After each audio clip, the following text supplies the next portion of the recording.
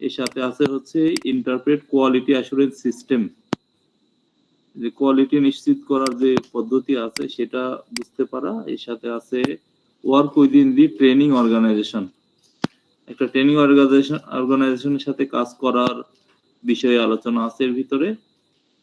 এরপরে আছে হচ্ছে manage work relationship with colleagues and clients, আমরা যাদের সাথে কাজ করি, আমাদের কলিগ থাকে, কখনো ক্লায়েন্ট মানে স্টুডেন্ট অথবা জব প্রোভাইডার, তাদের সাথে কিভাবে রিলেশনশিপ তৈরি করা যায়।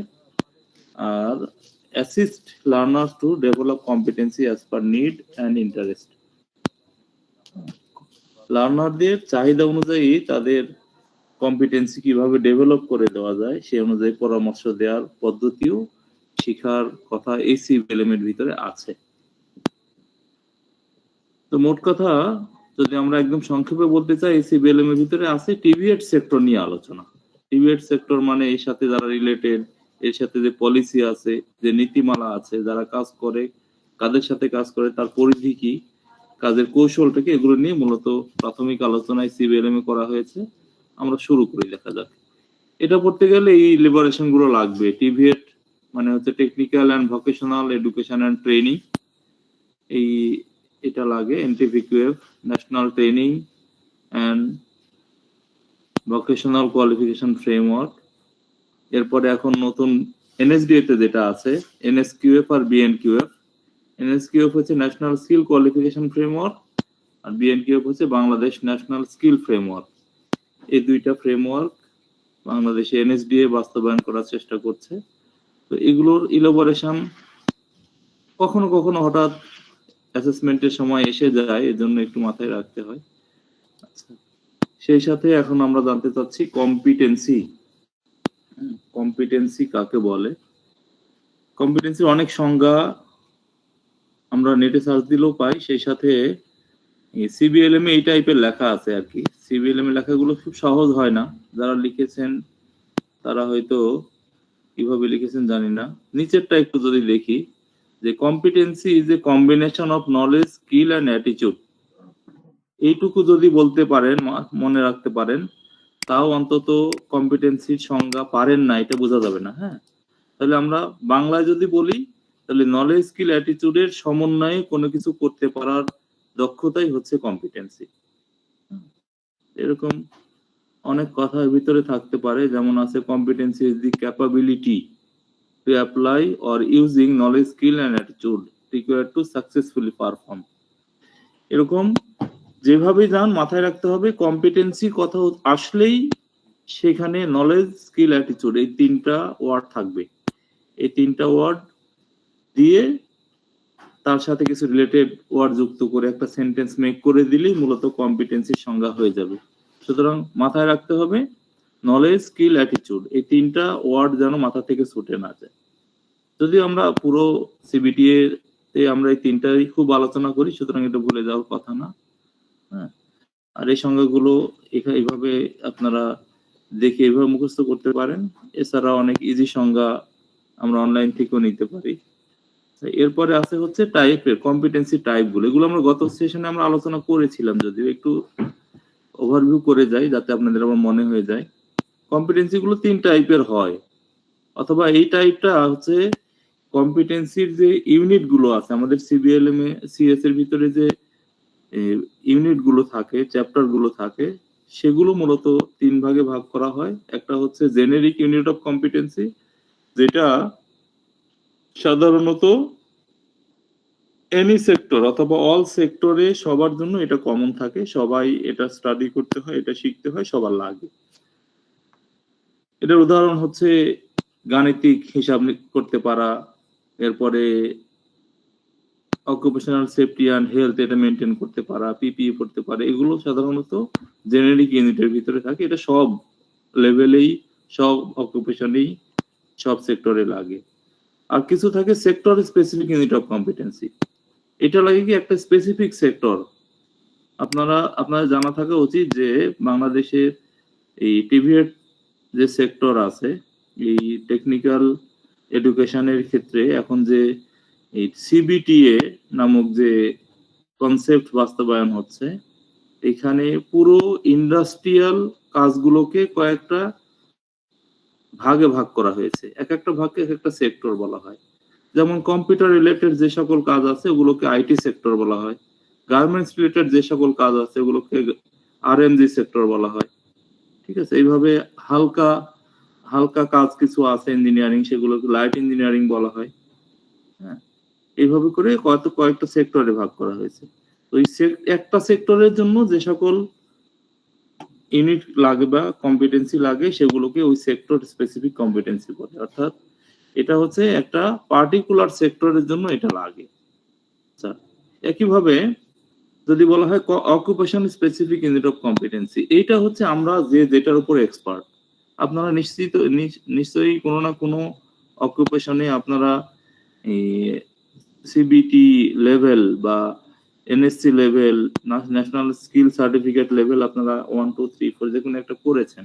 তো আপনি যেটা করেছেন ওইটা আপনার জন্য অকুপেশন। ওই অকুপেশনের জন্য ওই কাজটার জন্যই বেসিক্যালি যে কাজগুলো জানা লাগে স্পেশালি, এবং এটা অন্য কারোর সাথে মিলে না, এটা শুধুমাত্র ওই অকুপেশনেই লাগে। এই টাইপের ইউনিট যেগুলো থাকে সেগুলো সাধারণত বলা হয় অকুপেশন স্পেসিফিক কম্পিটেন্সি।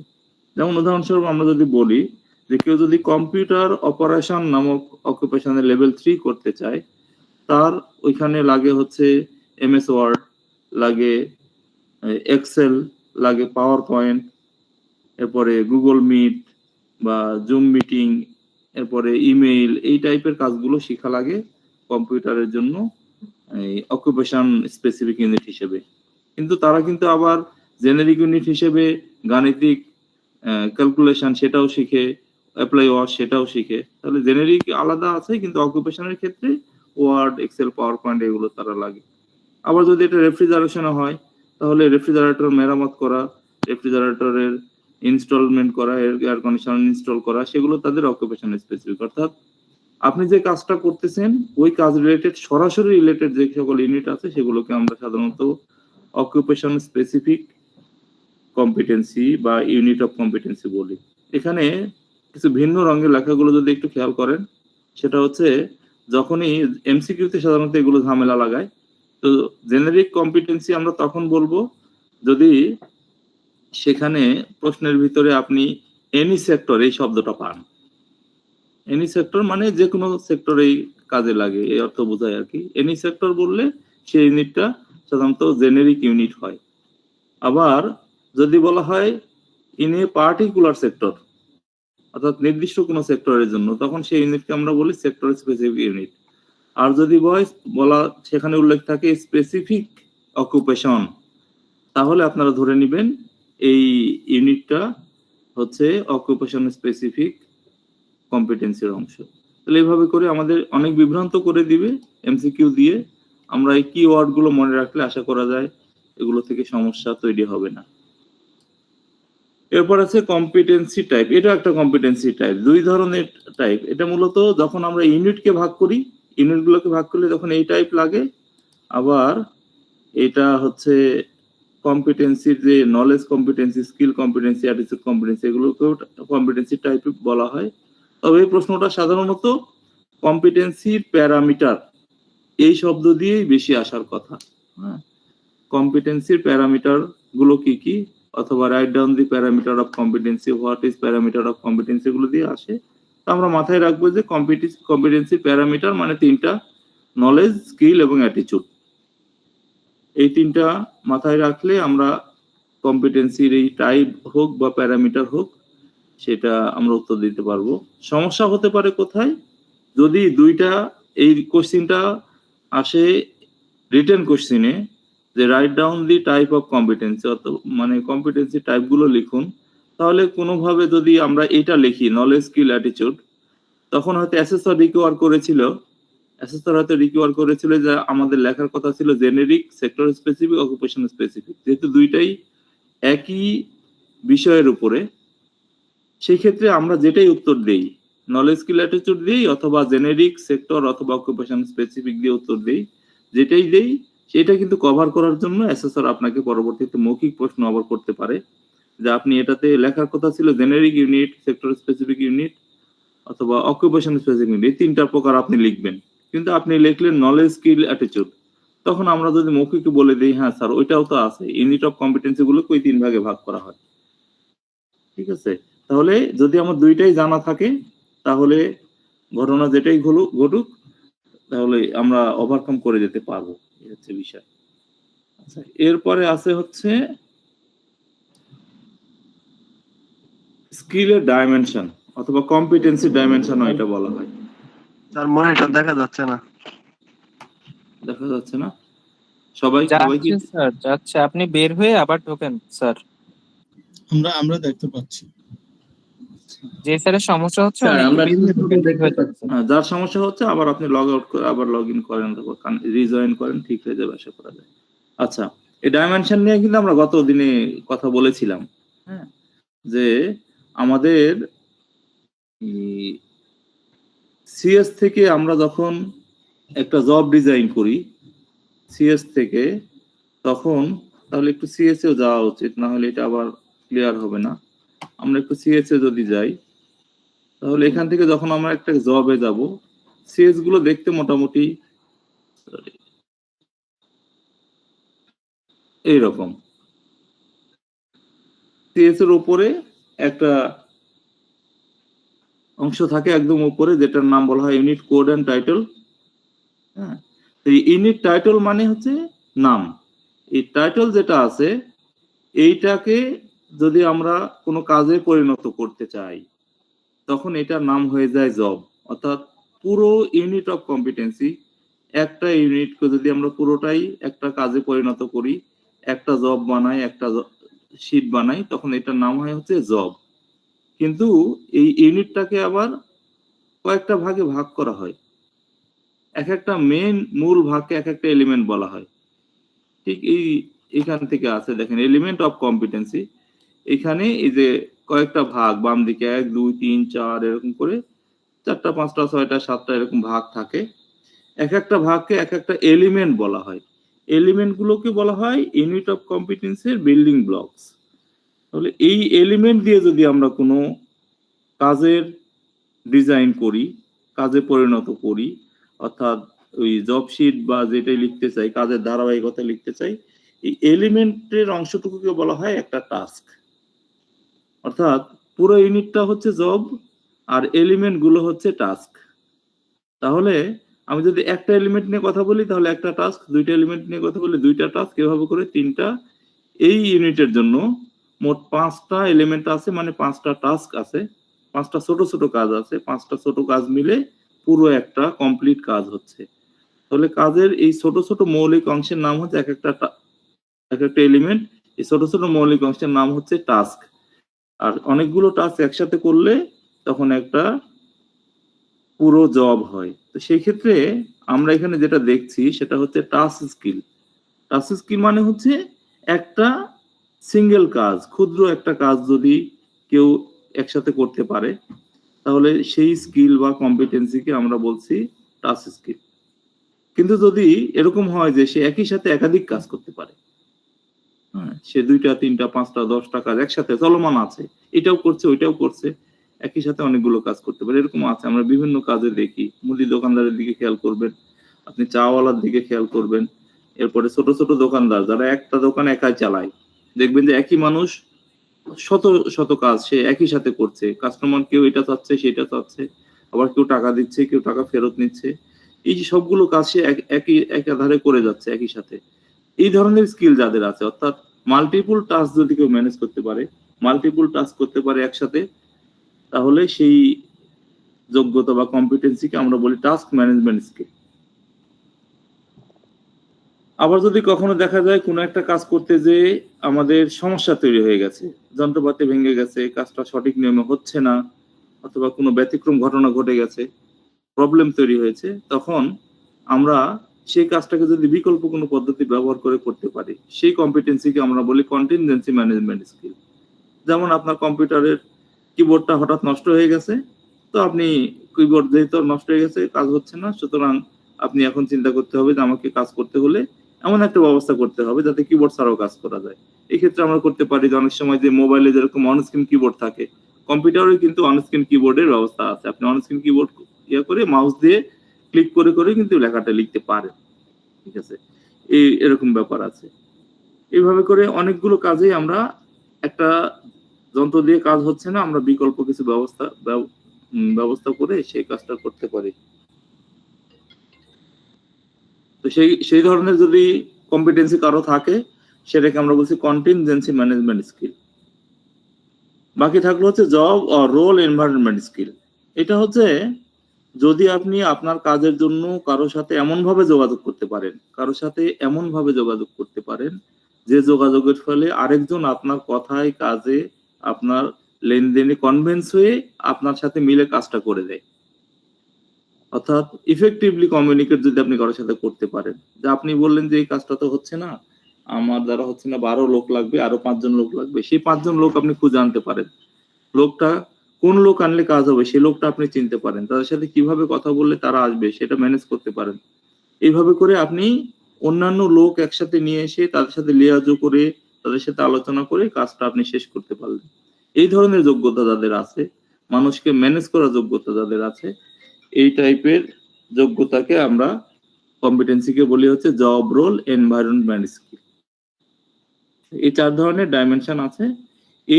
এই বিষয়টা যেটা হয় সেটা হচ্ছে যে যদি অনেক সময় এখান থেকে বড় প্রশ্ন আসে যে স্কিলের ডাইমেনশন গুলো কি কি আছে বা কম্পিটেন্সি ডাইমেনশন গুলো লিখুন, তখন আমরা 4টা ডাইমেনশন লিখে দিই। সেম এই কথাটাই, সেম প্রশ্নটাই আবার যদি এর শুধুমাত্র সংজ্ঞাটা দিয়ে দিই, শুধু সংজ্ঞা দিয়ে দিলে তখন এগুলো হয়ে যায় আবার ফিচার। কি ফিচার অফ কম্পিটেন্সি? তাহলে ওইটা ছিল, আগেরটা ছিল ডাইমেনশন, একটু মাথায় রাখতে হবে।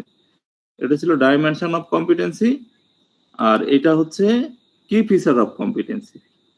ওই 4টাই এখানে 4টাই আছে, 4টাকে আমরা একটু সংজ্ঞা দিয়ে দিয়েছি যে being able to do this, অর্থাৎ কাজ করতে পারলেই, কোন একটা কাজ করতে পারলেই সেটা আমরা বলছি টাস্ক স্কিল। এরপরে knowing how and why things are done, কারণ সহ যদি সে এই কাজটা করতে পারে, ব্যাখ্যা সহ, কেন হচ্ছে, কিভাবে হচ্ছে, এগুলো সহ করতে পারলে সেটাকে আমরা টাস্ক ম্যানেজমেন্ট স্কিল বলি। আর যদি knowing what to do if things go wrong, কোনো ভুলভাল হয়ে যাওয়ার পরেও, ব্যতিক্রম হয়ে যাওয়ার পরেও কিভাবে কাজটা করতে হবে এটা যারা জানে সেটাকে আমরা বলি contingency management skill. Are having the right approach to do a job properly and safely, এই ধরনের যোগ্যতা থাকলে তাহলে সেটাকে আমরা বলছি জব রোল আর এনভায়রনমেন্ট স্কিল। হ্যাঁ, এটা তাহলে এই 4টা ডাইমেনশনের 4টা লাইন, এই 4টা লাইন একটু মুখস্থ হলেও করে নিতে হবে। এটা সিবিএলএম এইভাবেই যেহেতু আছে, আমরা এইভাবেই লেখার চেষ্টা করব। হ্যাঁ, তাহলে ফিচার আসলে আমরা এই 4টা লিখবো, ডাইমেনশন আসলে এই 4টা লিখবো। এখন এখান থেকে যে ঝামেলাগুলো করে সেটা হচ্ছে একটা কাজের উদাহরণ দিয়ে দেয়, দিয়ে বলে এটা কোন ডাইমেনশন, এই 4টা অপশন দিয়ে দেয়। তখন দেখা যায় যে আমরা মিলাইতে পারি না এটা কোনটা হয় না। তাহলে সেই ক্ষেত্রে যদি একটা সিঙ্গেল ওয়ার্ক হয় তাহলে সেটাকে আমরা টাস্ক স্কিল বলবো। যেমন হতে পারে যে কেউ শুধু ওয়েল্ডিং করতে পারে, অথবা কেউ ওয়ার্ড টাইপ করতে পারে, কেউ গুগল মিটে মিটিং করতে পারে, কেউ হলো ইলেকট্রিক্যাল ওয়্যার কাটতে পারে, কেউ চ্যানেল ইনস্টল করতে পারে। এই টাইপের একটা কাজ যদি উল্লেখ থাকে যে ওয়ার্ড টাইপ অফ ডাইমেনশন, তাহলে সেক্ষেত্রে আমরা বলবো যে এটা হচ্ছে টাস্ক স্কিল। ঠিক আছে? তারপরে যদি এরকম প্রশ্ন হয় যে perform multiple task at A time, what type of dimension, এই টাইপের প্রশ্ন হয়। যে মাল্টিপল টাস্কের কথা যখনই আসবে অথবা মাল্টিপল ওয়ার্কের কথা যখনই আসবে তখনই আপনারা চিন্তা করবেন এটা টাস্ক ম্যানেজমেন্ট। ঠিক আছে? ইরেগুলারিটি অথবা যদি থিংস গো রং এই টাইপের শব্দ থাকে তাহলে সেটাকে আমরা কন্টিনজেন্সি ম্যানেজমেন্ট স্কিল বলবো। আর জব রোলের ক্ষেত্রে যেটা থাকবে সেটা হচ্ছে যে এটা থাকবে কমিউনিকেট ইফেক্টিভলি, এই শব্দটা মাথায় রাখবেন একদম। কমিউনিকেট ইফেক্টিভলি যদি শব্দটা থাকে প্রশ্নের ভিতরে তাহলে ধরে নেবেন এটা জব রোল। কিন্তু যদি শুধু বলা যায় কমিউনিকেট উইথ আদার্স যদি বলা থাকে তাহলে সেটা টাস্ক স্কিল হবে, কারণ একটা কাজ। কিন্তু যদি কমিউনিকেট ইফেক্টিভলি হয় তাহলে তখন আমরা এটাকে টাচ স্কিল না বলে বলবো জব রোল এনভায়রনমেন্ট স্কিল। এই জায়গাটা সবচাইতে বেশি ঝামেলা করে এবং আমরা সাধারণত এটা দেখেই আমরা কমিউনিকেশন দেখেই জব রোল এনভায়রনমেন্ট স্কিল তো দিয়ে দিই, কিন্তু শুধু কমিউনিকেট উইথ আদার্স বললে আমরা ভাববো এটা টাচ স্কিল, কারণ যোগাযোগ করতে পারা একটা সাধারণ স্কিল, একটা কাজ। আর কমিউনিকেট উইথ আদার্স ইফেক্টিভলি, এই ইফেক্টিভলি শব্দটা যদি আমরা পাই তাহলে আমরা সেখানে অবশ্যই আমরা অপশন চুজ করব job or role environment skill. এটা তাহলে স্কিল নলেজ অ্যাটিটিউড এই তিনটা শব্দ আমাদের পড়তে হয়। স্কিল মানে হচ্ছে skill is the ability to perform an activity within a specific time. নির্দিষ্ট সময়ে কোনো কিছু করতে পারার অ্যাবিলিটি বা যোগ্যতাই হচ্ছে স্কিল। আর knowledge is one of the 3 parameters of competency. এটা দিয়ে আমরা উত্তর দিতে পারি যে কম্পিটেন্সি যে 3টা প্যারামিটার আছে, নলেজ, স্কিল, অ্যাটিটিউড, তার মধ্যে একটা। আর আরেকটা ভালো সংজ্ঞা হচ্ছে knowledge is a familiarity or understanding of someone or something, অর্থাৎ কোনো কিছুর সাথে পরিচিত হওয়া বা কোনো কিছু বুঝতে পারাটাই হচ্ছে নলেজ। তাহলে এইভাবে করে আমরা নলেজ এবং স্কিলের সংজ্ঞাটা দিতে পারি। এরপরে আসেন, জি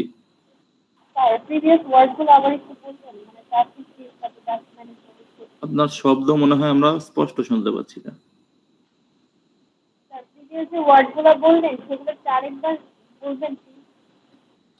এইটার ওয়ার্ডগুলো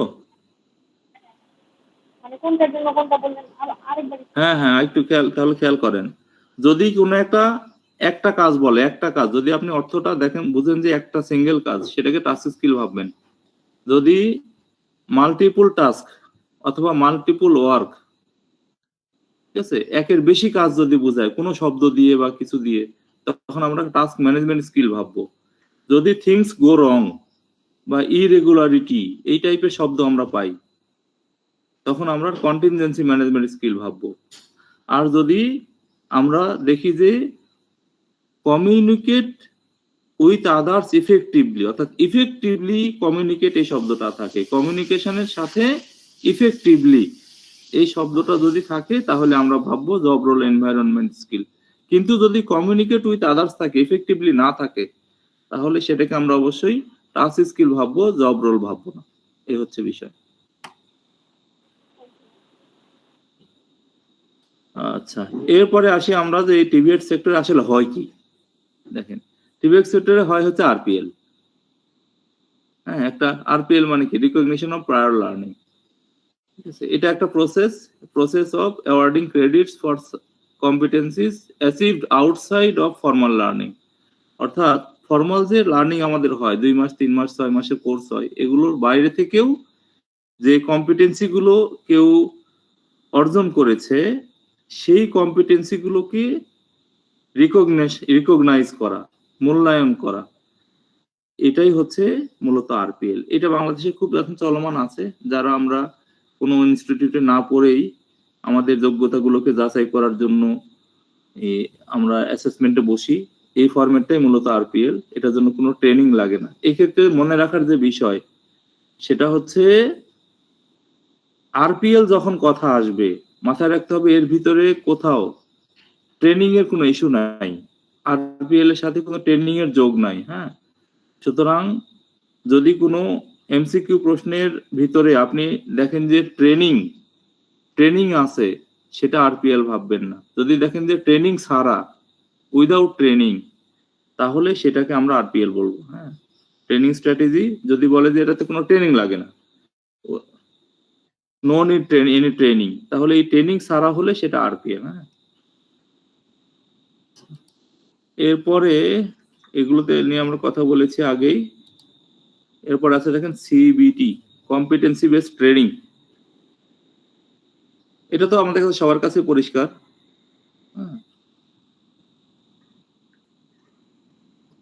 এটা এক ধরনের training, is a educational or training system that emphasize the learning and demonstration of competency in the form of knowledge, skill and attitude. অর্থাৎ নলেজ, স্কিল, অ্যাটিটিউড এগুলো এই ডেমনস্ট্রেশন মানে কি, হাতে কলমে বা কোনো কিছু করার মাধ্যমে শিখার যে সিস্টেম আছে বা জানার যে সিস্টেম আছে সেটাই মূলত কম্পিটেন্সি বেসড ট্রেনিং হয়। কম্পিটেন্সি বেসড ট্রেনিং এর সাথে অবশ্যই ডেমনস্ট্রেশন থাকবে এবং সেখানে নলেজ, স্কিল, অ্যাটিটিউড এই তিনটা বিষয়ের কম্বিনেশন থাকবে। সেই সাথে আছে সিবিএ। এটা হচ্ছে যাচাই করার পদ্ধতি। Competency based assessment is a process where a certified assessor works with a trainee to collect evidence of competency using the benchmark provided by the unit standard that comprise the national qualification of a specific occupation. অনেক কঠিন কথা। সহজ কথা হচ্ছে যে ট্রেনিদের কাছ থেকে evidence collect করে যদি কাউকে মূল্যায়ন করা হয় এবং সেটা কোনো একটা বেঞ্চমার্ক বা কোনো একটা স্ট্যান্ডার্ডের সাথে মিলিয়ে যদি এটা করা হয়, নীল শব্দগুলো খেয়াল করেন, কালেক্ট এভিডেন্স আর বেঞ্চমার্ক, এই দুইটা জিনিস উত্তরের মধ্যে থাকতে হবে। উত্তরের মধ্যে এই দুটো যদি বাদ দিয়ে দেন তাহলে উত্তরটা হবে না কম্পিটেন্সি বেসড অ্যাসেসমেন্ট। এটা হচ্ছে তাহলে কালেক্ট করতে হবে, এভিডেন্স কালেক্ট করতে হবে এবং সেটা বেঞ্চমার্কের সাথে মিলাতে হবে। বেঞ্চমার্ক বলতে আমরা সিএস বুঝি, ইন্ডাস্ট্রি সিএস যেটা আছে সেটা হচ্ছে বেঞ্চমার্ক। অর্থাৎ আমরা এভিডেন্স কালেক্ট করে সিএস এর সাথে মিলাবো, মেলানোর পরে আমরা তাকে সার্টিফাই করব মিলে গেলে। এটা হচ্ছে কম্পিটেন্সি বেসড অ্যাসেসমেন্টের কথা। এরপরে সিএস আছে, সিবিসি আছে। সিএস হচ্ছে কম্পিটেন্সি স্ট্যান্ডার্ড। এটা হচ্ছে industry determined specification of knowledge, skill and attitude অথবা নলেজ স্কিল। ঠিক আছে, তাহলে এই শব্দটা মাথায় রাখতে হবে, ইন্ডাস্ট্রি ডিটারমাইন্ড স্পেসিফিকেশন, অর্থাৎ ইন্ডাস্ট্রি নির্ধারিত কাজের বর্ণনা বা কাজের স্পেসিফিকেশন বলতে মূলত আমরা বুঝি হচ্ছে কোনো কিছুর মাত্রা, কোনো কিছুর পরিমাণ, সীমা।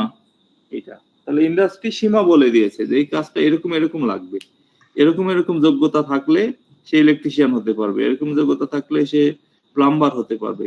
ওই ইন্ডাস্ট্রির নির্ধারিত যে স্পেসিফিকেশন আছে কাজের, নলেজের, স্কিলের, সেটাই মূলত আমরা একটা বইতে লিপিবদ্ধ আকারে পাই। আর সেটাই হচ্ছে কম্পিটেন্সি স্ট্যান্ডার্ড, সংক্ষেপে আমরা বলি সিএস। আর সিবিসি হচ্ছে সিএস কে যদি আপনি ইন্ডাস্ট্রিতে, তো ইন্ডাস্ট্রি থেকে পেয়েছি আমরা সিএস। এখন আমরা ট্রেনিং সেন্টারে যারা ট্রেনিং এর সাথে রিলেটেড আছেন, আমরা তো আর সিএস পড়াতে পারি না, সিএস পড়ানো যায় না, পড়াতে গেলে একটা গাইড লাগে। তো সেই গাইডটা সিএস কে পড়ার জন্য যে গাইডটা দরকার, সেই গাইডের নাম হয় হচ্ছে টিবিসি বা কম্পিটেন্সি বেসড কারিকুলাম। অর্থাৎ সিএসটা একদম ইন্ডাস্ট্রিয়াল ল্যাঙ্গুয়েজ। এই ল্যাঙ্গুয়েজটা সাধারণত ইনস্টিটিউটে আমরা যারা কাজ করি তারা খুব ভালো বোঝার কথা না, এজন্য এটাকে একটু ইন্ডাস্ট্রি থেকে একটু কাস্টমাইজ করে ট্রেনিং সেন্টারের বা লার্নিং এর টাইপের কিছু করে এইভাবে একটু নোট করা, একটু পরিবর্তন করলে একটা আরেকটা গাইড বুক তৈরি হয়। সেই গাইড বুকের নামই হচ্ছে কম্পিটেন্সি বেসড কারিকুলাম। আপনারা এনএসডি ওয়েবসাইটে সার্চ করলে কিন্তু সিবিসি পাবেন, হ্যাঁ। অথবা এখানে সিবিসির আরেকটা নাম আছে হচ্ছে সিএডি, কোর্স অ্যাক্রিডিটেশন ডকুমেন্ট। আরেকটা আছে হলো সিবিসি, আরেকটা নাম হয় এটা, হ্যাঁ। এনএসডি তে একটা ভিন্ন নাম বলে তারা। আচ্ছা, তাহলে এটার মনে রাখার জন্য এইটুকু খেয়াল রাখবেন, এইটুকু, এটা হচ্ছে একটা ইমপ্লিমেন্টেশন গাইড। এটা সিএস এর ইমপ্লিমেন্টেশন গাইড। অর্থাৎ আমরা সিএসটাকে সাধারণত সরাসরি লার্নিং এর ক্ষেত্রে ব্যবহার করতে পারি না, ওটা অ্যাসেসমেন্টের জন্য ব্যবহার করা যায় সরাসরি। এটা ইনস্টিটিউটে যদি it is the implementation guide of CS for the institute to deliver the competency based training, অর্থাৎ কম্পিটেন্সি বেসড ট্রেনিং ডেলিভারি করার জন্য ইনস্টিটিউটের জন্য যে ইমপ্লিমেন্টেশন গাইড আছে সিএস থেকে, সেটাকে আমরা সাধারণত কম্পিটেন্সি বেসড কারিকুলাম এইটা বলি। তাহলে এগুলো হচ্ছে কারবার। এবার আমরা একটু এই সেক্টরের ওভারভিউ জানাতে পারি। জি বলেন, কে কি বলছিলেন?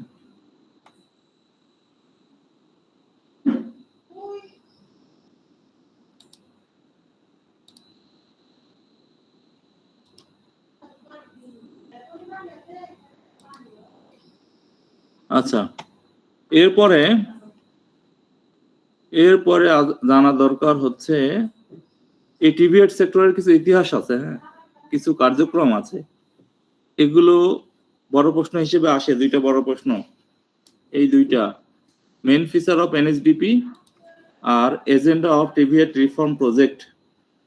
এই দুইটা খুব বড় প্রশ্ন হিসেবে আসে অ্যাসেসমেন্টের সময়।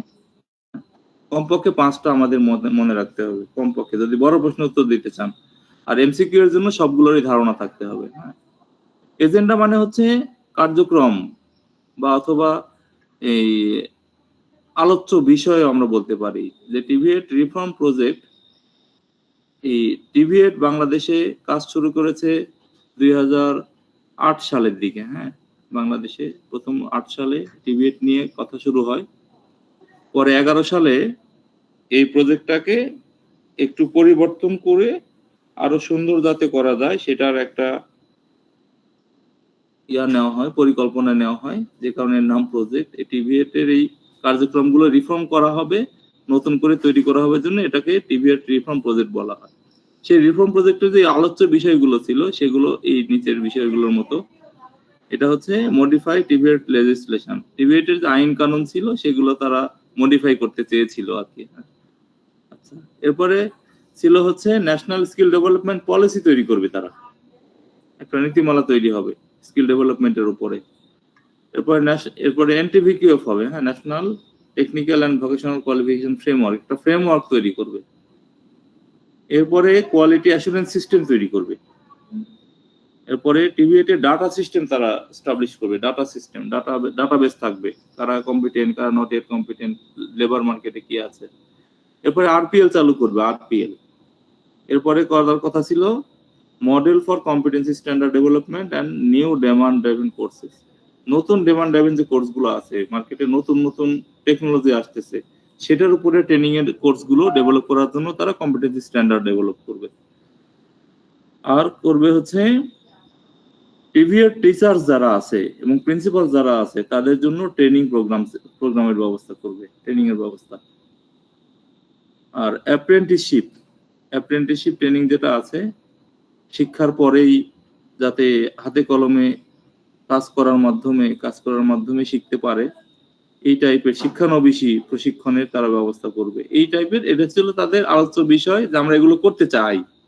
ঠিক আছে, এবার করতে চাওয়ার পরে যেটা হলো, এইগুলো তারা বাস্তবায়ন করেছে। হ্যাঁ, মেইন ফিচার। আগেরগুলো ছিল আলোচ্য বিষয় যে আমরা করবো, এটা টার্গেট। আর বাস্তবে এসে এটা হয়েছে, কি কি হয়েছে দেখেন। একটা হয়েছে এনটিভিকিউব হয়েছে, এটা টার্গেটে ছিল, তারা এনটিভিকিউব করতে চেয়েছিল, দেখেন এনটিভিকিউব করতে চেয়েছিল, এনটিভিকিউব হয়েছে। এরপরে সিবিটিএ, কম্পিটেন্সি ট্রেনিং এন্ড অ্যাসেসমেন্ট, এটা তাহলে এই যে কোয়ালিটি অ্যাসুরেন্স সিস্টেম যেটা, হ্যাঁ, কোয়ালিটি অ্যাসুরেন্স সিস্টেম, এই কোয়ালিটি যাচাই করা, এগুলো টার্গেট থেকে এগুলো এই সিবিটি এটা চলে আসছে। কোয়ালিটি অ্যাসুরেন্স সিস্টেম এস্টাবলিশ হয়েছে, আরপিএল বাস্তবায়ন হয়েছে, অ্যাপ্রেন্টিসশিপ তারা করেছে, হ্যাঁ, জোরদার করেছে অ্যাপ্রেন্টিসশিপ, শিক্ষানবিশী ট্রেনিং এর ব্যবস্থা হচ্ছে এখন।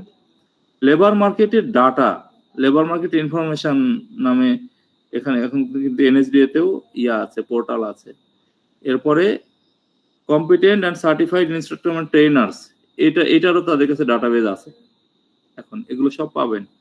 এরপরে access for under privilege group, যে সকল পিছিয়ে পড়া জনগোষ্ঠী আছে তাদেরকে যাতে এর ভিতরে আনা যায় সেটা নিয়েও তারা কাজ করেছে।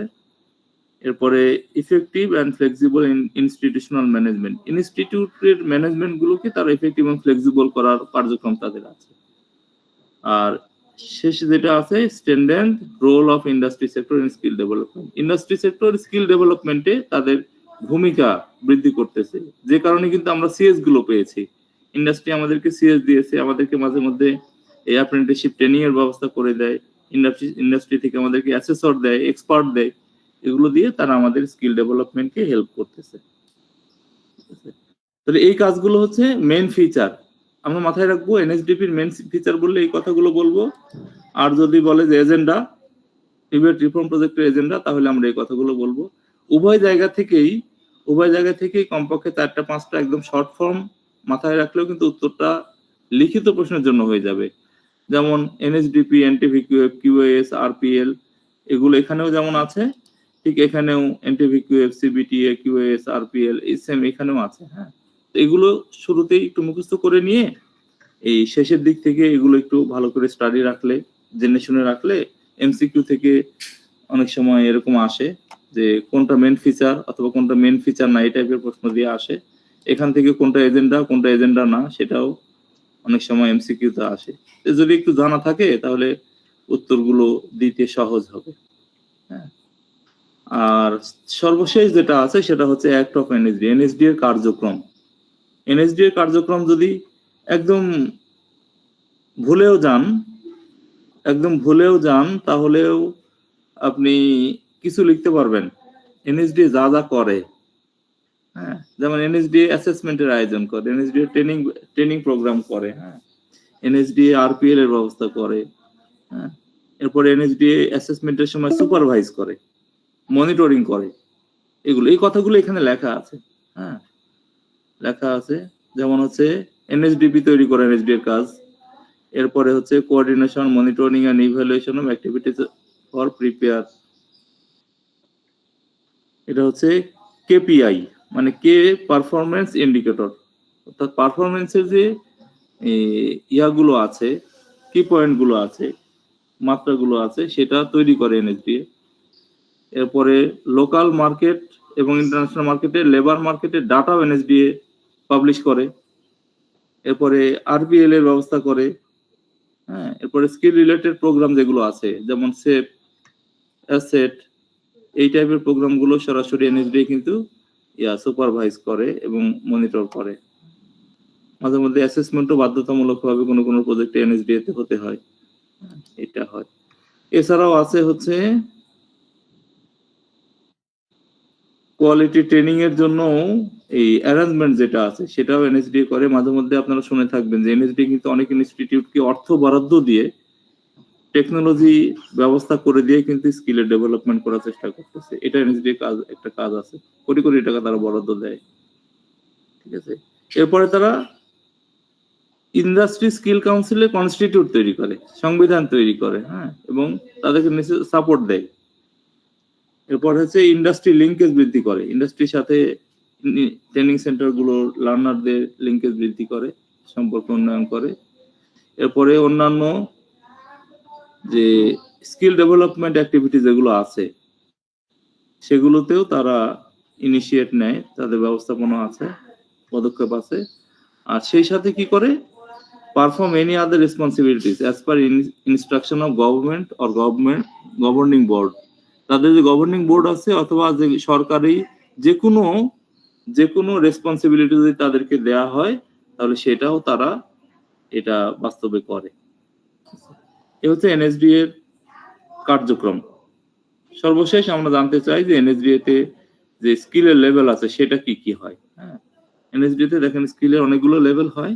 আমরা আপাতত 6 এর মধ্যে থাকবো, বেশি দেখে মাথা নষ্ট করেন না, অসুবিধা নাই। হ্যাঁ, এটা প্রস্তাবিত 10 লেভেল, তবে 6টা এখন বাংলাদেশে এস্টাবলিশড আছে, চলমান আছে। হ্যাঁ, স্কিল লেভেল।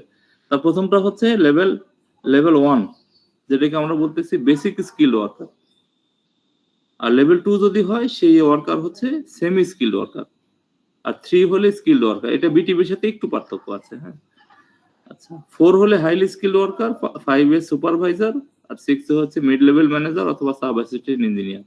এই 6টা একদম মাথায় রাখতে হবে, মুখস্থ রাখতে হবে, কারণ এমসিকিউ তে উঠাই দেয় যে which BNQF level is supervisor কোন লেভেল, অথবা স্কিল ওয়ার্কার কোন লেভেল।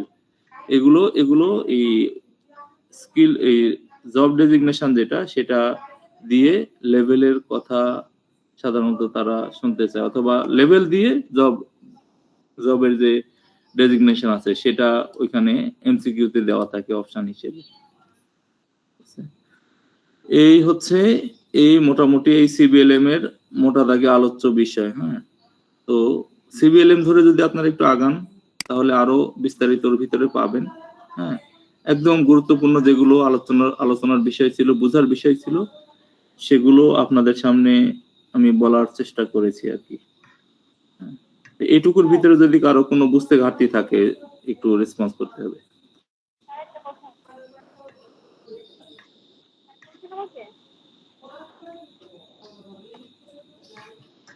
শুনতে পাচ্ছেন? জি জি বলেন। স্যার আপনি যে বললেন যে এজেন্ডা আর মেইন ফিচারের মধ্যে মানে দেখাতে পারে যে কোনটা এজেন্ডা না বা কোনটা মেইন ফিচার না, এখন দুইটার মধ্যে তো অনেক মিল আছে, কিভাবে বুঝতে যে কোনটা এজেন্ডা না? না এটা হচ্ছে যে, হ্যাঁ বুঝতে পেরেছি, এটা যদি যখন অপশন গুলো থাকবে, তো অপশন গুলো থাকবে তখন অপশনের ভিতরে এই এজেন্ডার প্রশ্নে ফিচারের দিয়ে অপশন দিবে না, এটা হচ্ছে ব্যাপার। ভিন্ন কিছু থাকবে। হ্যাঁ, এখানে এগুলো থেকে যদি বলে কোনটা এজেন্ডা, তাহলে এখান থেকে একটা থাকবে আর বাকি তিনটা ভিন্ন কিছু থাকবে, যেটা এটার ভিতরেও হয়তো মিল নাই এরকম। কারণ এই দুইটার মোটামুটি বেশিরভাগই মিল আছে। হ্যাঁ, অনেক কথাই আছে যেগুলো এমসিকিউ আমরা যখন স্টাডি করব তখন বিষয়গুলো দেখবেন ক্লিয়ার হবে। হ্যাঁ, এখন এটা নিয়ে অত চিন্তা করার দরকার নাই। ওয়ালাইকুম আসসালাম। স্যার আমার একটা কোশ্চেন ছিল, সেটা হচ্ছে আজকে যে ক্লাসগুলো হলো বা পরবর্তীতে যে ক্লাসগুলো হবে, এইগুলোর উপরে কোনো শীট বা পিডিএফ আপনার কাছে আছে যেটা আমরা নিয়ে প্রিন্ট করে আমাদের কাছে সংরক্ষণ করে রাখতে পারবো? আমি বা বাসায় এটা পিডিএফ করে পাঠিয়ে দিতে পারি, এটাই। স্যার এটা দিলে আমাদের জন্য ভালো হবে। আচ্ছা, আমি এটা পিডিএফ করে গ্রুপে দিয়ে দিব। হ্যাঁ, অসুবিধা নেই। Okay sir, thank you.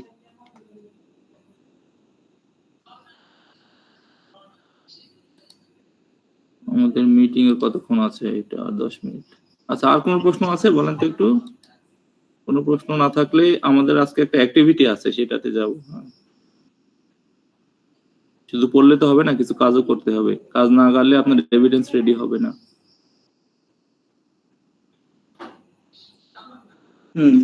Sir আপনাদেরকে কাজ দিয়েছিলাম, আপনাদের নিজ নিজ অকুপেশনের সিএস ডাউনলোড করার কথা ছিল, সেগুলো আপনারা করেছেন কিনা? যার যার নিজের অকুপেশনে। জি স্যার, করেছি স্যার। আচ্ছা আচ্ছা, ঠিক আছে, তাহলে আমরা একটু অ্যাক্টিভিটিতে চলে যাই। হ্যাঁ, দেখেন, আমাদের যে এভিডেন্সই আমি করতে চাই, যেটাই করতে চাই, সেখানে আমার সিএস লাগবে। হ্যাঁ, সিএস লাগবে। সিএস যদি আপনার না থাকে তাহলে আপনি কোনো কাজে আগাতে পারবেন জি না। স্যার, করছি স্যার। এখন সিএস তো ডাউনলোড করেছেন কি পিডিএফ কপি, পিডিএফ থেকে তো কপি পেস্ট করতে গেলে ঝামেলা করে। এই জন্য সর্বপ্রথম আমাদের যেটা করতে হবে সেটা হচ্ছে সিএস এর যে অংশটা নিয়ে স্যার ভিডিও আপনি, কি অফ করে নাকি স্যার? ভিডিও তো অফ হওয়ার কথা না। আমার স্ক্রিন কি দেখা যাচ্ছে না? দেখা যাচ্ছে। জি স্যার, দেখা যাচ্ছে। আচ্ছা স্যার, আচ্ছা, তাহলে দেখেন এখানে একটা সিএস আছে, এটা হচ্ছে পিডিএফ কপি। হ্যাঁ, পিডিএফ কপিতে আপনি দেখেন সিলেক্ট করতে গেল সিলেক্ট হয় না ঠিকঠাক, আবার এখান থেকে কপি নিয়ে আরেক জায়গায় পেস্ট করলে ঠিকঠাক পেস্ট হয় না, একটু এদিক সেদিক হয়ে যায়। এই জন্য আমরা যেহেতু বারবার এটা লাগবে, কমপক্ষে 10 জায়গায় আপনার এই সিএস এর বিষয়গুলো লাগবে। তাহলে এটা যদি আমরা একবার কষ্ট করে ওয়ার্ডে কনভার্ট করে ফেলি, মানে ওয়ার্ডে টাইপ করে ফেলি বা সেটা করে ফেলি, তাহলে আমাদের পরের কাজগুলো ইজি হয়ে যাবে। ঠিক আছে?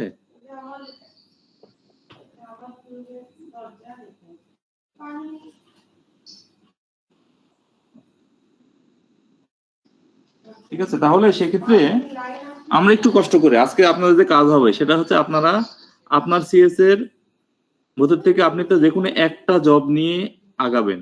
আপনি যদি ট্রেনিং ডেলিভারি করতে চান তাহলে আপনি তো যে কোনো একটা বিষয় ট্রেনিং ডেলিভারি দিবেন। আবার যদি অ্যাসেসমেন্ট পারফর্ম করতে চান তাহলে তো আপনি যে কোনো একটা নির্দিষ্ট বিষয় অ্যাসেসমেন্ট নেবেন। তাহলে আপনি নির্ধারণ করবেন যে আপনার সিএস থেকে আপনি কোন ইউনিট অফ কম্পিটেন্সি থেকে আপনি এটা করতে চাচ্ছেন। যেটা করতে চাচ্ছেন ওই ইউনিট অফ কম্পিটেন্সিটা আপনি ওয়ার্ডে কনভার্ট করবেন। হ্যাঁ, সেক্ষেত্রে যাদের আপনাদের কম্পিউটারের নলেজ অনেক ভালো তারা তো খুব ইজিলি এটা পারবেন। যাদের নাই তাদের জন্য আমি একটু দেখাতে চাই যে এটা কিভাবে ইজিলি করে ফেলা সম্ভব। হ্যাঁ, সেই ক্ষেত্রে আপনি যেটা করবেন সেটা হচ্ছে একটা ওয়ার্ড ফাইল খুলে নেবেন, যে কোনো একটা ওয়ার্ড ফাইল। ঠিক আছে, ওয়ার্ড ফাইল খুলে নিয়ে সেখানে আপনি জাস্ট একটা টেবিল দিয়ে নেবেন। এই যে ইনসার্ট থেকে ক্লিক করলে টেবিলে ডানে বামে মাত্র 2টা ঘর লাগবে, অর্থাৎ 2টা কলাম লাগবে। ঠিক আছে, টেবিল বানানোর পরে আপনি জাস্ট সিএস এ যাবেন, আবার যে এই প্রথম সেলের ভিতরে যা আছে এইটুকুকে আপনি একটু কপি নেবেন। এটা সিলেক্ট করে কপি নেন, এখানে চলে আসেন, পেস্ট করে দেন। দিলে দেখবেন যে কিছু একটা রদবদল হয়ে গেছে। যেটুকু ঠিক নাই মনে হচ্ছে সেগুলোকে আপনি ঠিক করে আপনি এইভাবে করে, যদি বোল্ড থাকে, যেমন এখানে এটা বোল্ড ছিল, তাহলে এটা বোল্ড করে দিবেন। ঠিক আছে, এরপরে পরের যেটা আছে এটা এইভাবে করে একইভাবে সিলেক্ট করবেন, সিলেক্ট করে আবার এটা ডান পাশের সেলে এইভাবে পেস্ট করে দিবেন।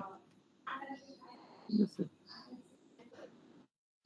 এরপরে যদি ট্যাব চাপেন তাহলে নিচে আরেকটা রো সৃষ্টি হবে। এভাবে করে যতগুলো রো আপনার দরকার এইভাবে করে ট্যাব চেপে ধরলেই নিচে রো বাড়তে থাকবে। এরপরে আপনি পরের অংশটুকু আছে ইউনিট ডেসক্রিপ্টর, এটাকে এখান থেকে কপি নেবেন,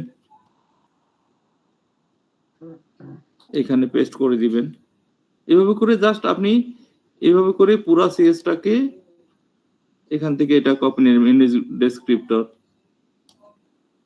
কপি নিয়ে এখানে ছেড়ে দিলে এটা হয়ে যাবে ইউনিট ডেসক্রিপ্টর। তাহলে এইভাবে করে পুরো সিএসটাকে যদি এভাবে ওয়ার্ডে একবার নিয়ে আসা যায় তাহলে পরবর্তীতে যে কোনো কাজ করার জন্য আপনার খুব ইজি হবে, না হলে পরবর্তীতে কষ্টটা করাই লাগবে। সুতরাং আজকে প্রথম দিনে করে ফেলাই ভালো। হ্যাঁ, সমস্যাটা কোথায় হবে খেয়াল করেন, সমস্যাটা হবে যখন এই যে পয়েন্ট ভিত্তিক কথাগুলো আছে, খেয়াল করে দেখেন। আমি যদি এখান থেকে এটা কপি নেই, এটা কপি নিয়ে যখন আমি এখানে ছেড়ে দিচ্ছি, দেখেন এটা অনেক সময় ঠিক থাকবে, কিন্তু কখনো ওই যে দেখেন 1.3 এটা উপরে উঠে গেছে, তখন এই জিনিসগুলোকে আপনাকে এন্টার দিয়ে নিচে নামায় দিতে হবে। হ্যাঁ, এভাবে করে যেখানে যা দরকার আপনি দেখে যেহেতু করবেন, দেখে করলে আপনি আপনার মতো করে এটা ডিজাইন করে হুবহু সিএস এর সাথে যেন মিল থাকে,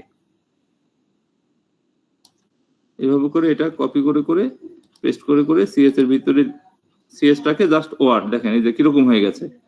খেয়াল করতে হবে যে কোথায় আপনাকে নামাতে হবে।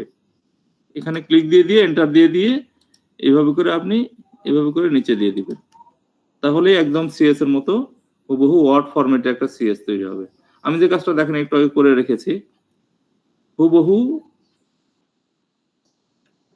সিএস এর মতোই এটা ওয়ার্ড ফরম্যাটে এটা করা। তাহলে এখান থেকে আমি যখন যেটা আমার কপি দরকার আমি কিন্তু এখান থেকে এটা নিয়ে আমি আমার কাজে লাগাতে পারবো। এবং বহু জায়গায় আপনার এই কপি পেস্ট করতে হবে। যে যদি আপনি আজকেই করে ফেলেন তাহলে পরবর্তী কাজগুলো আপনার এগিয়ে যাবে। হ্যাঁ, এই হচ্ছে ব্যাপার। তাহলে এই কাজটা আপনারা আশা করি করতে পারবেন এরকম কেউ আছেন? একটু রেসপন্স করেন তো, এটা পারবেন না একদম? স্যার সিএসটা স্যার এই যে গুগলে গিয়ে স্যার কনভার্ট করলে হবে না স্যার? হবে, সবই হবে, কিন্তু এভাবে কথা না- হচ্ছে যে পরবর্তীতে সেখান থেকে যখন আপনি কাজ করতে যাবেন কোনো না কোনো জায়গায় একটা ব্যাড ইস্যু চোখে পড়বে। হ্যাঁ, কপি পেস্টের ক্ষেত্রে আবারও। সুতরাং একটু কষ্ট করেন, একটু কষ্ট তো করাই যায় না, একটা ইউনিটকে একটু কনভার্ট করা যায় না, নিজে টাইপও তো করা যায়। আমরা তো যখন শুরু করেছিলাম কয়েক বছর আগে তখন তো আমরা ওয়ার্ড টু ওয়ার্ড একদম পুরোটা টাইপ করেছিলাম কাজের জন্য। এখন তো টাইপও করা লাগতেছে না। হ্যাঁ, একটু ইয়া থেকে পিডিএফ থেকে নিয়ে একটু ইয়া করা, হ্যাঁ, বেশি সময় লাগবে না, আপনি আধা ঘন্টা কাটবেন দেখবেন হয়ে যাবে। যারা একটু কম্পিউটার চালানোর অভ্যাস আছে, এই কপি পেস্ট করাও তো একটা প্র্যাকটিসের ব্যাপার আছে। হ্যাঁ, এখন যদি আপনি এটা আমরা পারবো, ঠিকঠাক করতে পারেন, পারবো ইনশাল্লাহ, এবং আমরা যারা না পারবো আমরা একে অপর থেকে হেল্প নিলে হয়ে যাবে। জি। এখন আপনাদের যেটা দায়িত্ব হবে সেটা হচ্ছে যে আপনারা সবাই নিজ অকুপেশনটা করবেন, এবং যে যেটা করবেন সেটা হয় আমাকে হোয়াটসঅ্যাপে দিবেন, না হলে আপনারা গ্রুপে দিবেন। হ্যাঁ, এটা আমার এনশিওর হওয়া দরকার যে আপনি এটা করতেছেন। হ্যাঁ, আমাকে পার্সোনালি হোয়াটসঅ্যাপে দিতে পারেন অথবা গ্রুপেও শেয়ার করতে পারেন, আপনারটা দেখে আরেকজন হেল্প নিতে পারে। হ্যাঁ, কারণ এটা ওয়ার্ড ফরম্যাট লাগবেই লাগবে। ঠিক আছে, তাহলে এইভাবে করে আমরা আস্তে আস্তে করে এই একটা একটা করে স্যার এভিডেন্স তৈরি আরেকটা করতে কোশ্চেন পারি। ছিল, নেক্সট ক্লাস কবে হবে এটা একটু জানিয়ে দেবেন প্লিজ। নেক্সট ক্লাস পরশুদিন। যেহেতু এই কাজটা আপনারা কালকে করবেন, কালকে এই কাজটা করবেন, পরশুদিন আমরা আবার বসবো ইনশাআল্লাহ। Okay sir. ঠিক আছে, এখন আজকে কি আর আলোচনার দরকার আছে? না হলে মিটিং শেষ হয়ে যাবে এমনিতে, 1 ঘন্টা হয়ে গেছে। আসসালামু আলাইকুম স্যার। জি স্যার আমার একটা প্রশ্ন হচ্ছে যেমন সিএসটার কথা বললেন, যেমন আমি ইএএম থেকে আর কি এখানে আচ্ছা, আরেকটা লিংক দিচ্ছি। হ্যাঁ, মিটিংটা একটু শেষ হয়ে যাবে ভাই, আরেকটা লিংক দিচ্ছি, সেখানে জয়েন করেন, কথা হচ্ছে আরো। ঠিক আছে।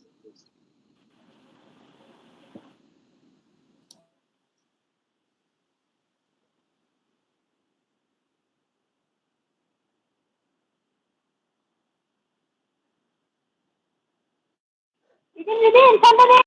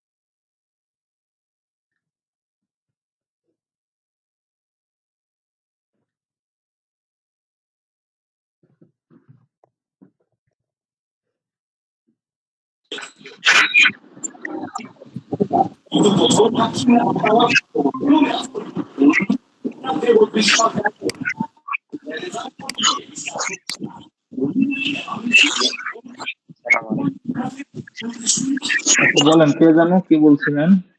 জি স্যার, আমি বলছিলাম স্যার, আমার তো জি। কেসটা আসলে দুইটা হয়ে গেছে। লাস্ট আমি যখন আর কি লেভেল 2 ইএম এর লেভেল 2 দেই, তখন ইউনিট অফ কম্পিটিশন ছিল 11টা। তো এখন আবার নতুন মনে হয় আরেকটা হয়ে গেছে দেখলাম, ওইটা তো হয়ে গেছে 8টা। তাহলে এখন আমি কাজ করার সময় কোনটা ফলো করবো স্যার? আপনি আপনার অকুপেশনেরটা বলতেছেন, ইআইএম? জি স্যার ইএম। আপনি কোন বিষয়ের উপরে আপনি ট্রেনিং ডেলিভারি দিবেন এটা বলেন তো। স্যার আমি ইআইএম এর মধ্যে কি শিখাবেন? স্যার ইএম এর তো আমি লেভেল 2 এর ভিতরে এই ধরনের হয়তো চ্যানেল ওয়্যারিং বা মানে কন্ডুইট ওয়্যারিং বা যে কোনো একটা এরকম একটা অপশন নিয়ে নিলাম। আপনি এখনই নির্ধারণ করে ফেলেন যে আপনি কোনটা করবেন, সেটা নিয়ে কথা হবে। আপনি স্যার চ্যানেল আমি করবেন না কনভার্ট করবেন, নাকি আপনি এই ইনস্ট্রুমেন্ট নিয়ে কাজ করবেন? জি স্যার, আমি ওইটা না হয় সিলেক্ট করলাম, কিন্তু আমি একটু স্যার আপনার কাছে ক্লিয়ার হতে চাচ্ছিলাম যে বিষয়টা, তাহলে এখন যদি আমরা কোনো একটা কিছু করি, তাহলে এখন কি আমার সিএসটা আপডেট যেটার মধ্যে ইউনিট অফ কম্পিটেন্সি 8টা চলে আসছে স্যার, আগে তো ছিল 11টা। তো সেই হিসাবে স্যার আমি কোনটারে ফলো করলে মনে হয় কিছু নামেরও কিছু পরিবর্তন একটু হালকা পাতলা হয়ে গেছে এরকম দেখলাম। এখন এনএসবিএ তে যেটা আছে আপনি এটা ফলো করবেন এখন। স্যার এনএসডি তে ওইখানে ওয়েবসাইটে দুইটাই পাওয়া যাচ্ছে আর কি, সেজন্য আমি একটু কনফিউজ ছিলাম স্যার। দুইটাই পাওয়া যাচ্ছে? জি স্যার, আমি যে আজকেও ডাউনলোড দিলাম এখন স্যার একটা যেকোনো একটা নিয়ে, এনএসবিএ তে যদি দুইটাই থাকে আপনি যেকোনো একটা নিয়ে আগান, কোনো সমস্যা নেই। আচ্ছা ঠিক আছে স্যার, থ্যাংক ইউ।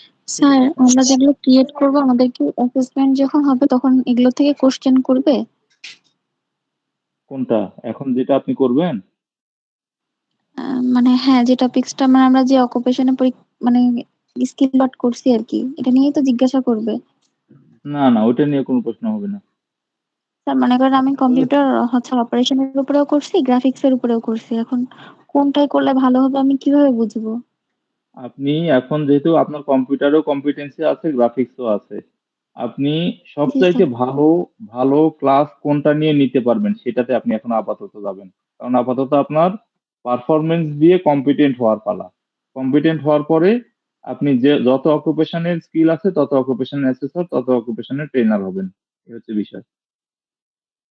স্যার মানে আমি জানতে চাচ্ছি আমাদের যে মানে প্র্যাকটিক্যাল পরীক্ষা হয়েছিল, এখানেও কি আমাকে ওই প্র্যাকটিক্যাল বেস গুলো আবার কোশ্চেন করবে? তাহলে আমি মানে এখনো নিজেকে আরো প্রিপেয়ার করতে হবে, তাহলে এমনও না হইতে না পারে যে না না, ওরা ছোট্ট কোনো সেটা কিছু নিয়ে এসে আপনাকে আমাকে আরো সেটা আটকা নিয়ে দেবে আপনাকে না। কোনো প্রশ্ন করবে না।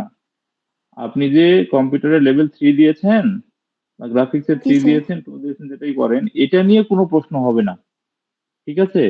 ওইটা নিয়ে আপনি আপনার সামনে লার্নার যারা আছে তাদেরকে প্রশ্ন করবেন, তাদেরকে শিখাবেন। হ্যাঁ, আপনি যেটা শিখে এসেছেন ও, ওইটা এবার আপনি লার্নারকে শিখাবেন, আর লার্নারকে আবার ওইটা দিয়ে ওইটার উপরে অ্যাসেসমেন্ট নেবেন। এবার আপনি অ্যাসেসর, আপনি ট্রেনার, ঠিক আছে? আপনাকে প্রশ্ন করবে ইবিটিএ 4 এর উপরে, স্কিল নিয়ে কোনো প্রশ্ন হবে না। জি স্যার, এটা এটা একটু জানা দরকার ছিল। ক্লিয়ার হয়েছে স্যার। ঠিক জি। আছে।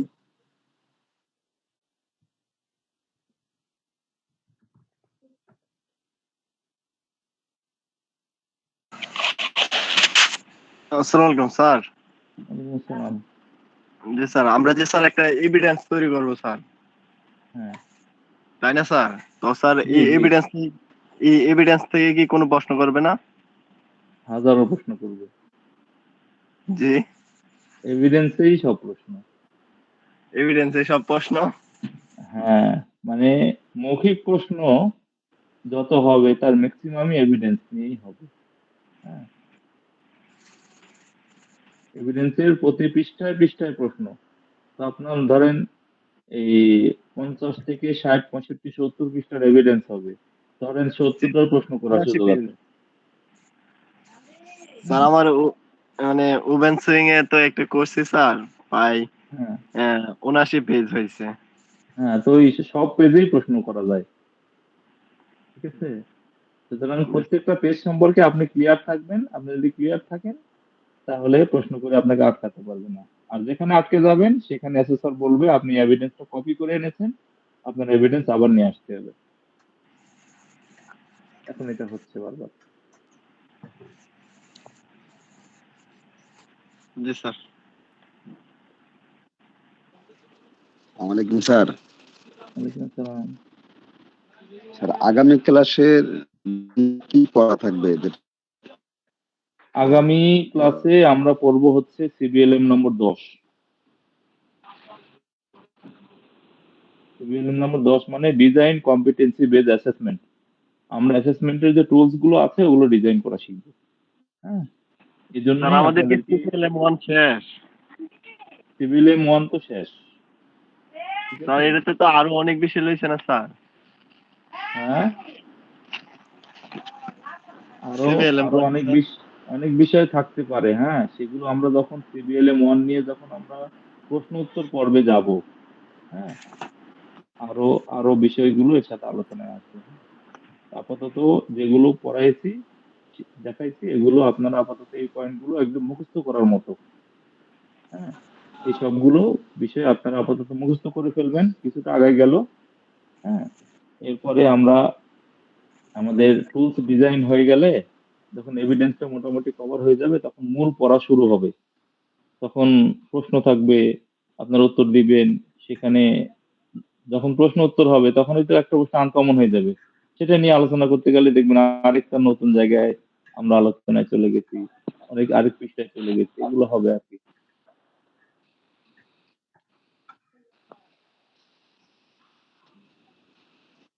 ঠিক আছে? আলোচনা মানে সিবিটি আলোচনা করে শেষ করতে পারবেন না, আরো বিষয় আছে আলোচনা। এই সিবিএলএম এর আরো অনেকগুলো ইনফরমেশন আছে শেষের দিকে। হ্যাঁ,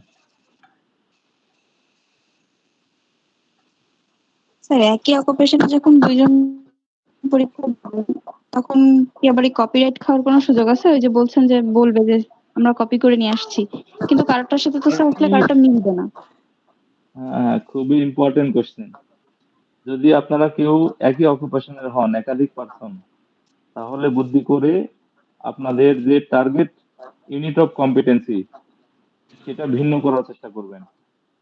হ্যাঁ, যেমন ওই যে আমিনুল ভাই সম্ভবত ইআইএম এর, উনি যদি ইআইএম এর হয়, উনি চ্যানেল ওয়ারিং যদি প্রেজেন্টেশন করেন, আরেকজন কন্ডুইট করবেন, আরেকজন মাল্টিমিটার দিয়ে করবেন, কেউ ভোল্ট পরিমাপ করবেন। এইভাবে করে একই জব যেন সবার না হয়, তাহলে প্যাচে পড়ার ঝামেলা কম। মিলে গেলে অ্যাসেসর ডাউট করে যে কপি করেছেন।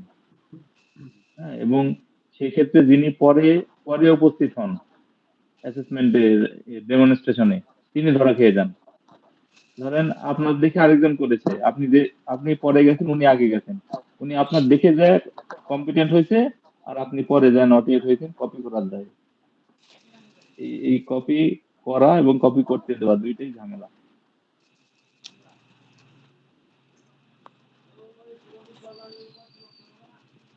হ্যাঁ, তো আমরা এভিডেন্স নিয়ে একদম পয়েন্ট টু পয়েন্ট কথা বলবো। হ্যাঁ, আপনারা যদি কাজ করতে থাকেন তাহলে খুব তাড়াতাড়ি এভিডেন্স রেডি হয়ে যাবে। হ্যাঁ, এবং বুঝে বুঝে করবেন, আপনার কাছে ভালো লাগবে, ওর ভিতরে অনেকগুলো প্রশ্ন আপনার মুখস্থ হয়ে যাবে এভিডেন্স করতে করতে। হ্যাঁ, স্যার আগামী ক্লাসে সিভিল নাম্বার 10 এগুলো নম্বর